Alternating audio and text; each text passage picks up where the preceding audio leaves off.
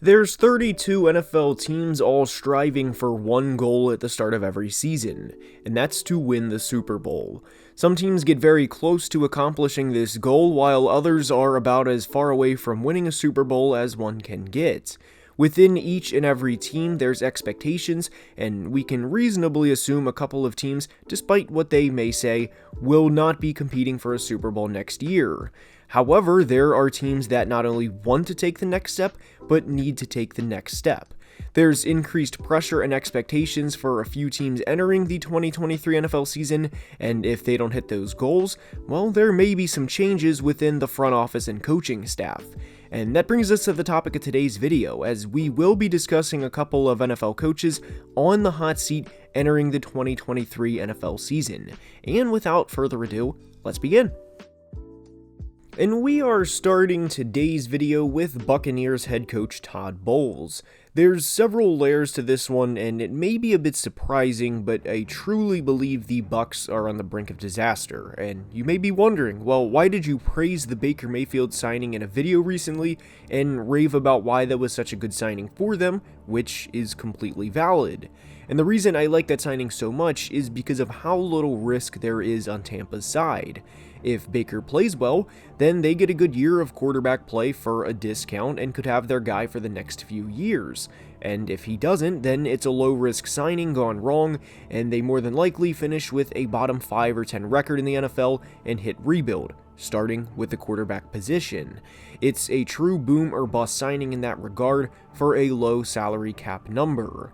But a big reason why Todd Bowles is on here is because the team, in a lot of ways, underachieved in 2022, and not only did they underachieve, but they looked lethargic at times. There was one quote in particular that I think summed up the Bucs' 2022 season in a lot of ways. They were 3-3 at the time and dropped to 3-4 after a 21-3 loss to the Panthers, in a game Tampa averaged just 2.88 yards per carry, and in a game where they went just 2 of 12 on third down. Mike Evans dropped what would have been a 64-yard touchdown early in the game, and a quote after the game was something to the effect of, "That took the wind out of our sails and we couldn't recover." This was with 13:45 left in the first quarter. They weren't down 10 points in the fourth with a minute left and blew their chance. This was a 1st and 10 play on what was the third play of the ballgame. I can't think of a bigger red flag moving forward for Todd Bowles' future than this example. This was also to a team in Carolina, by the way, that finished with a top 10 draft pick, and a team that finished with a losing record in 2022. This wasn't the Super Bowl champion Chiefs, who the Bucs lost to by double digits at home, by the way. This was a game you needed to get over 500 and improve to, at the time, 4-3 on the year. Todd Bowles is also very bad at times with in-game management, and it showed time and time again down the stretch of the 2022 season. Linebacker Devin White also recently requested a trade, which I wanted to acknowledge, but that's more of a front office thing than a Todd Bowles thing, as Devin wants to be paid.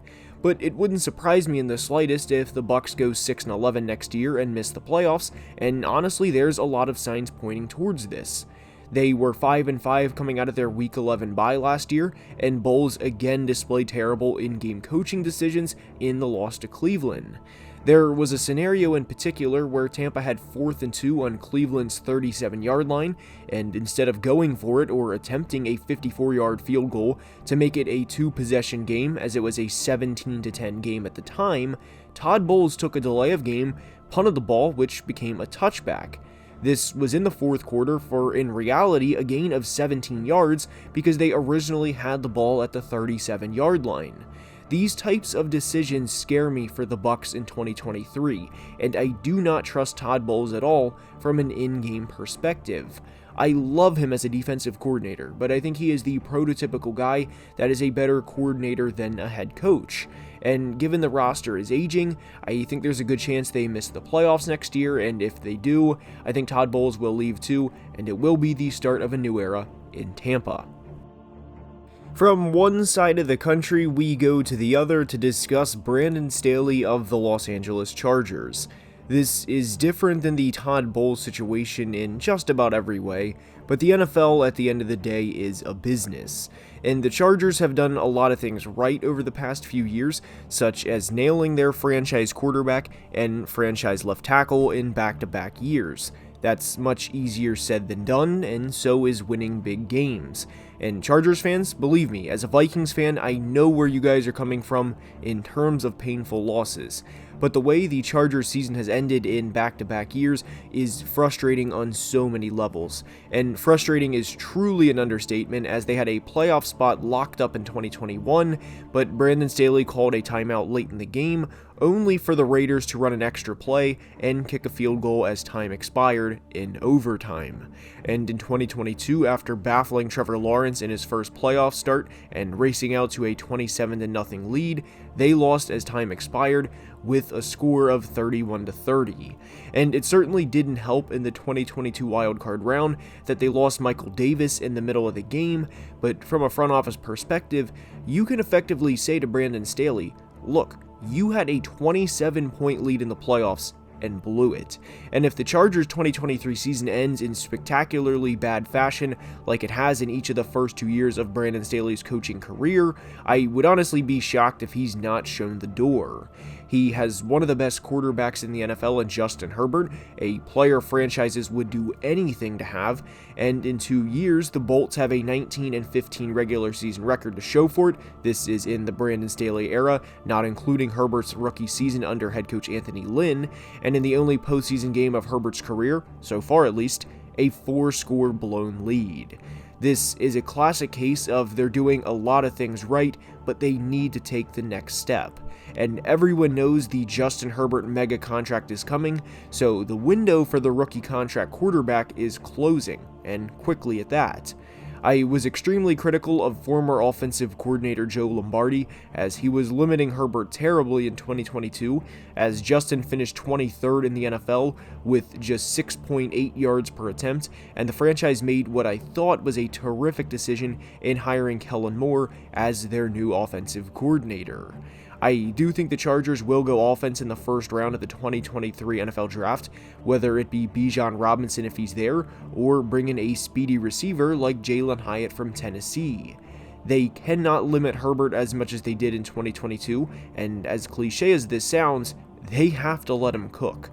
And from a team perspective, and another reason why Brandon Staley is on the hot seat entering this year, is they were 1-5 in regular season games against playoff teams in 2022, and of course 1-6 if you include the postseason.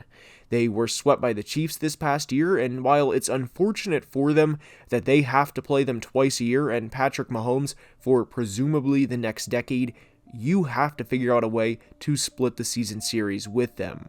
Watching the Chiefs and Chargers every year is very fun, and it's a matchup I look forward to every single year, but I'd be lying if I don't have the thought when I'm watching that, yeah, this is a great effort by the Chargers, but somehow, someway, the Chiefs are going to pull this out. And the loss to them in Week 11 with the Kelsey touchdown at the end exemplified that to a T. There's a reason people buy in with the Chargers every single year. They have the talent, but it's about putting it together and not winning one, but multiple playoff games.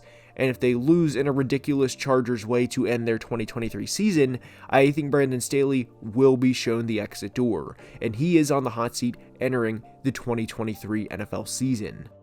Next up is Mike McCarthy of the Dallas Cowboys, and the reason he is on the hot seat entering the 2023 season is honestly similar to the reasons Brandon Staley is. Not exactly the same, but similar.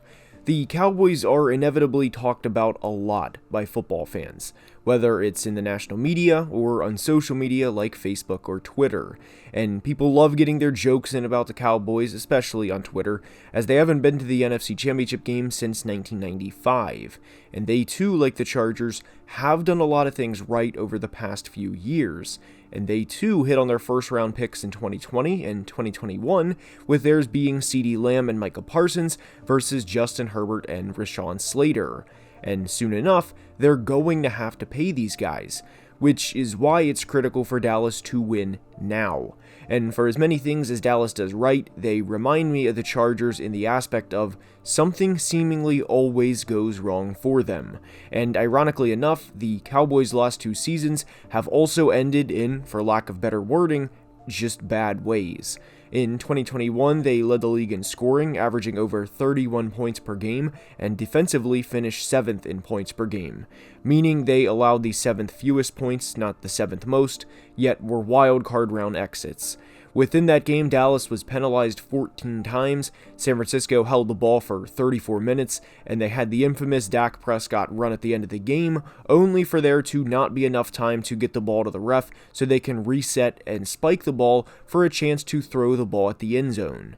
This was the first playoff loss under Mike McCarthy as the head coach of the Dallas Cowboys, and in the following postseason, credit where credit is due. They beat the brakes off the Bucs as they were up 24-0 at a point and even 31-6 in the fourth quarter. They were a much better team and it showed. I mean, the Bucs won the division at 8-9, and again, credit goes to Dallas as Tampa beat them pretty good in the opening Sunday night game 19-3, only for Dallas to end their season several months later. And 1 year later, the outcome versus the San Francisco 49ers would be the exact same result, a playoff loss for the Dallas Cowboys.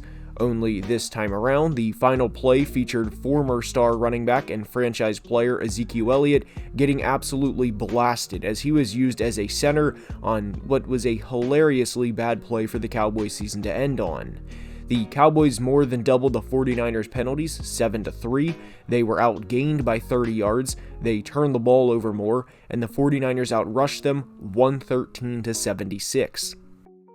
And as we all know, Jerry Jones wants a 6th Super Bowl for the Cowboys franchise in the absolute worst way. And I credit him for going all in to do so, as there are some owners who don't care a quarter as much as Jerry does.